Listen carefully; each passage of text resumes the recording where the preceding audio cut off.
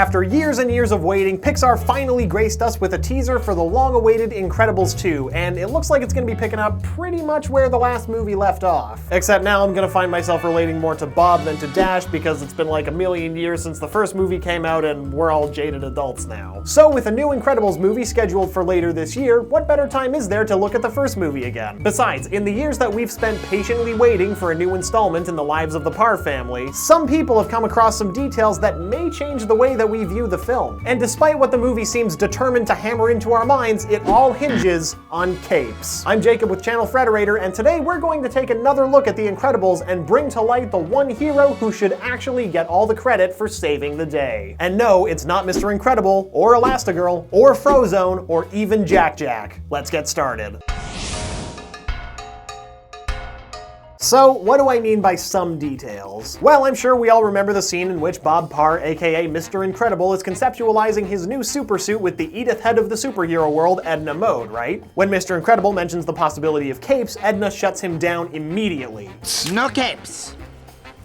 And it was here that The Incredibles changed the superhero game forever by pointing out just how practically inefficient capes actually are. And for those of us who need a refresher, here are the bullet points that Edna goes through. Thunderhead, 1958, cape caught on outbound missile. Stratigale, 1957, cape caught in jet turbine. Metaman, cape caught in express elevator. Dynaguy, cape snagged on takeoff. Splashdown, sucked into a vortex. No capes! Now, obviously, at this point, we're all on Edna's side here, right? Capes are clearly evil and posed to do more harm than good to the heroes that wear them. But with that in mind, we have to consider that capes could be dangerous to everyone else as well. Let's take another look at those incidents I just mentioned. While we aren't given too much direct information about these in the movie, it's heavily implied that these supers all died as a result of their cape mishaps. But apart from common sense, how can we be so sure that that's the case? They are superheroes after all. Who's to say that they can't survive the petty things that Edna mentions? Well, there's one other source of info that will prove invaluable to us going forward. In the DVD extras of the film, we were given a metric buttload of additional information about pretty much every superhero mentioned in the movie, and we were given this info through both audio interviews and classified documents from the National Supers Agency, or NSA.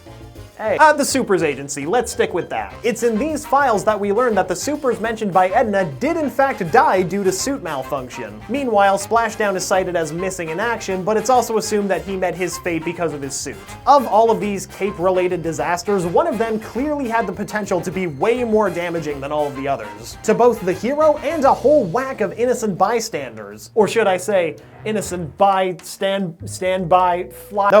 Nope, I don't respect that joke enough to finish it. We're talking about Stratigale's 1957 incident. We can see pretty clearly that just before her death, Stratigale had rescued a sizable jet airliner from an apparent engine failure, before getting her cape snagged and then sucked into the engine herself, killing her. Now there's loads of precedent to plane engines being toast after flying through, say, flocks of birds, making emergency landings necessary. So there's no guarantee here that this plane would just continue along its merry way after Stratigale's gruesome end. There's reason to believe that in this act, Stratigale actually undid her efforts to save that plane in the first place. It's possible that after rescuing it, she caused that plane to go down. And even if an emergency landing was successful, that doesn't rule out potential injuries of the passengers, which could be attributed to Stratigale, just as Mr. Incredible was held liable for thwarting a suicide attempt because it resulted in injury. Not to mention all of the train passengers' injuries also shown at the beginning of the film. Oh, and by the way, Stratigale wasn't some sort of hardened veteran who did stuff like this all of the time. She was a teenage girl, a high schooler. Imagine if, like, a year after starting to fight crime, Spider-Man just missed the sling of his web and then fell off a building and fell on top of a bus. That's basically Stratigale. Her friends and family might not have even been aware that she was a superhero until she died. Alternatively, it's possible they think she just went missing because her secret identity wasn't revealed to the public, and my god, if The Incredibles wasn't a dark movie before, it sure as hell is now! Okay, let's just get away from this before we're all sad forever. So why does any of this matter? Well, it means that these events, particularly Stratigale's, could have exacerbated the tension between supers and civilians, eventually leading to the government's involvement and the full implementation of the superhero relocation program, likely sometime in the late 1950s, as the current events of the film take place in an alternate version of 1962. Yeah, this is supposed to be 1962. The Incredibles had self-learning AI while we were still shoving John Glenn into a space capsule and just hoping for the best. And because of the role capes played in all this, Edna's aversion to capes that we've all become so familiar familiar with would make even more sense. After all, through the whole movie, we don't really see any mentions of anyone else who designs costumes for supers. It's made clear early on that Edna is the best. If you want a super suit, you go to Edna mode. Because of this, while we can't 100% confirm it, we can assume that Edna made most, if not all, of the super suits we see in the film, including those of the supers who were done in by their own garments. So this theory suggests that Edna, after having heard of these tragedies, basically swore off making any designs with capes to avoid further emotional, physical, or collateral damage. And now this theory jumps ahead a few years. Alright, picture this. Edna is approached by a new face, one she's never seen before. But right away, she gets this suspicious feeling. This new client of hers seems to never shut up about supers. He gives off an air of an obsessive, stalker-like fanboy. And when Edna finally asks what this new supposed hero calls himself, he replies,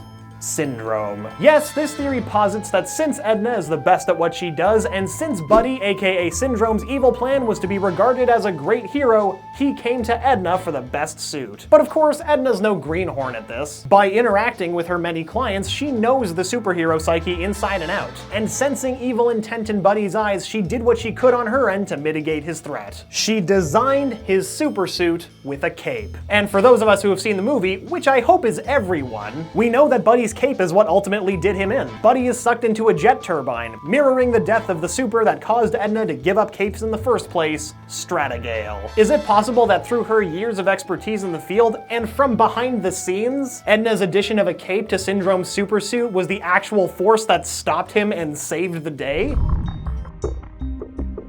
Okay, so this theory assumes a lot, and also spins a lot for the sake of dramatic irony, so let's take this one thing at a time. Firstly, it's hard for us to assume anything about Edna's character because her demeanor throughout the entire movie, while generally well-meaning, is also a little cold, narcissistic, and brazenly confident. I believe the term is fierce.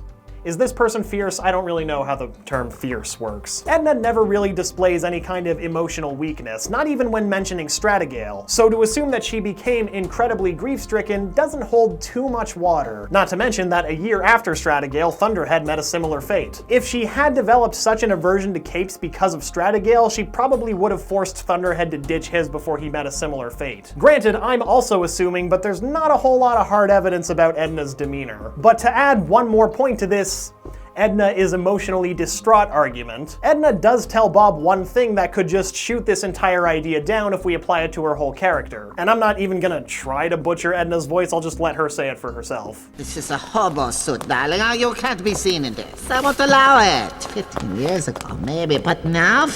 What do you mean? You designed it. I never look back, darling. It distracts from the now. Edna seems to have a philosophy that, in her mind, sort of absolves her from all of her past mistakes without dwelling on them. So then why would she be so grief-stricken about Stratigale, or any super really, that she would completely change her business model? Is that not the definition of looking back? Instead, let me propose a different reason that Edna ceased cape production. Again, apart from the common sense of a fashionista. According to the classified documents in the DVD extras, Splashdown is listed as missing in action, with his supposed cause of death being a suit malfunction. So how can Edna repeat this top-secret government speculation to Bob as if it were fact? I mean, you could argue that maybe just every superhero within the agency has special permissions and Edna just heard about it somehow? Or could it be the much more reasonable explanation that Edna is in contact with the Supers agency? Edna's clearly an independent contractor, but it would make sense for a government agency to have a working relationship with her when it comes to clients as important as superheroes. Next, let's take a look at this proposed initial exchange that Syndrome and Edna would have had that this theory suggests. Even ignoring our logical leap that Edna's in contact with the government regarding the creation of supersuits, why would Edna help Buddy, who is supposedly posing as a new hero, while the superhero relocation program is in full effect? I mean, one could argue that it's different with Bob because they've known each other for years, but it would be completely different if just some rando walked in and demanded she come out of superhero retirement for him. And besides, Edna is awfully giddy when Bob shows up, which could signal that, like Bob, it's been a good while since she's been in the game. Furthermore, this theory assumes that Edna just knew Syndrome was evil, but conveniently leaves out just how she knew that. I mean, we could spend all day guessing and, you know, writing fanfic about how this all went down, but there isn't really any point. The only thing that this particular theory bases this claim on is blind intuition, which doesn't really hold up that well and is awfully convenient. Though I do concede that if anyone were to have that intuition, it would be Edna. And finally, the biggest point of contention with this theory, Buddy's an inventor. While Buddy is, or at least was, a super fan of supers, that doesn't really excuse the fact that Buddy had made most, if not all, of his gadgets on his own. The theory that Edna built his costume sort of explains this away with, well, you know, I mean, he's a super fan of supers, so obviously he would want the seamstress of the supers to design his costume for him. But this actually directly contradicts something that Syndrome says in the movie. When showing off his 0-point energy gloves to Mr. Incredible, he mentions that he keeps his best inventions for himself, implying that he was the one who created the gloves that he uses for the tech. After all, if Edna were to make his super suit, she would need to access his tech in order to test things, as we see in this scene where Edna showcases Violet's suit to Helen. But going by Syndrome's implication that he built the gloves himself,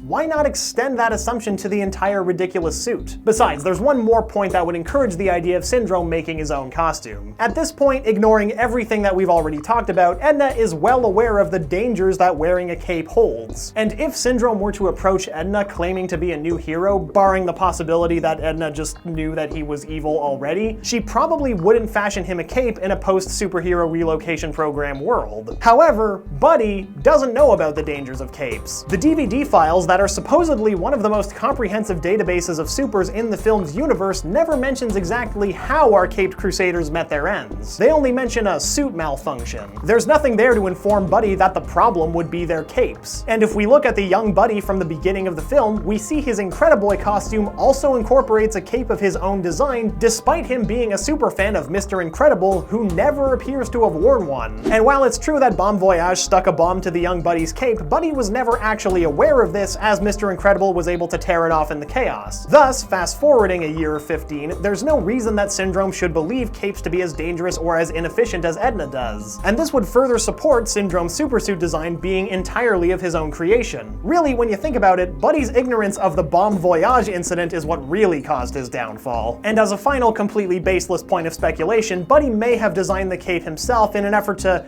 overcompensate for his lack of actual superpowers. It would certainly help sell him to the public as a great hero by dressing in the most stereotypically heroic way possible, despite capes having dissipated over the years. With all of this in mind, the theory that Edna intentionally designed Syndrome's supersuit to include a cape in an effort to thwart his as of yet unknown evil plan is kinda like that vase you broke at your grandma's house. The pieces are all definitely there, and they can still fit together quite nicely, but if examined, the cracks become pretty plainly visible. But there's no denying that Syndrome met his end because of his cape, and there is some degree of doubt as to who designed his suit. So, on the plausibility meter, I'm going to have to rate the conspiracy of Edna Mode being the true hero of The Incredibles 2 capes out of 5. Yes, those are capes. Capes just look weird when they're not attached to people. But what do you think? Do you think Edna made Syndrome's supersuit? How excited are you for The Incredibles 2 later this year? And I know we've talked down capes a lot lately, but if you were a superhero from a purely aesthetic standpoint, where do you land? Capes or no capes? Be sure to leave your thoughts in the comments, and also be sure to like this video and subscribe to Channel Frederator for all sorts of new videos. And if this is your first time here, start the year off right and ring that little bell next to the subscribe button to become part of our notification squad. And remember, Frederator loves you.